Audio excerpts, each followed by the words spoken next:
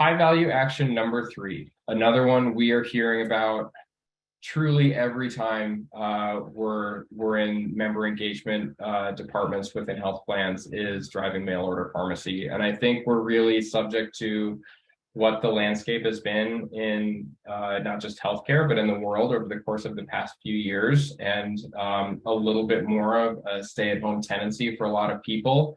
But the driver on this is we know that medication non-adherence is a huge contributor to little issues becoming big issues.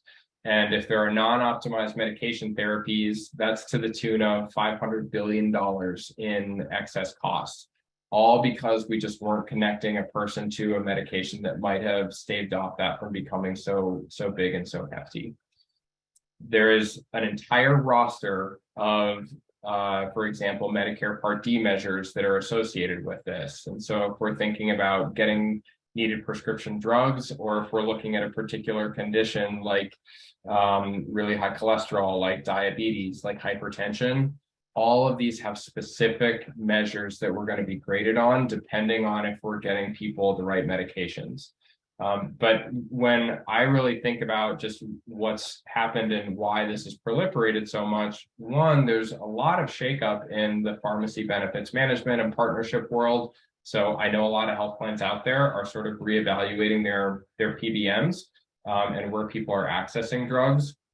But from the member side also, you've got people who, especially in that chronic comorbidity standpoint, they may have gone through COVID thinking, I am not going to go into a healthcare setting. I'm not even going to go into a retail setting.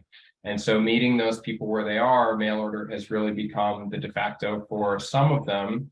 But the ones that haven't yet realized how much easier it is, they might be putting themselves into a situation that they're not particularly comfortable with by going into that retail location. So for me, if I'm thinking about being in that situation of I critically need these medications on a daily or a weekly basis, and there's a new way that I can get them, what I'm really breaking is that person's sense of security through the habits that they've built.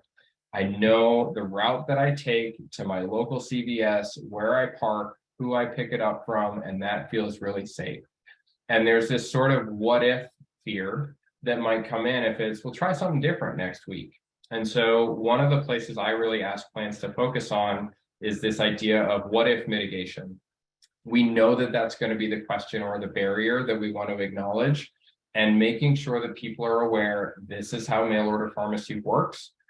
And here are all of the ways that we can make sure that you're getting that prescription. And even if it doesn't show up, okay, what are the routes that I can do to get that prescription within 6 hours, 8 hours? I can still go back to my retail location, for example.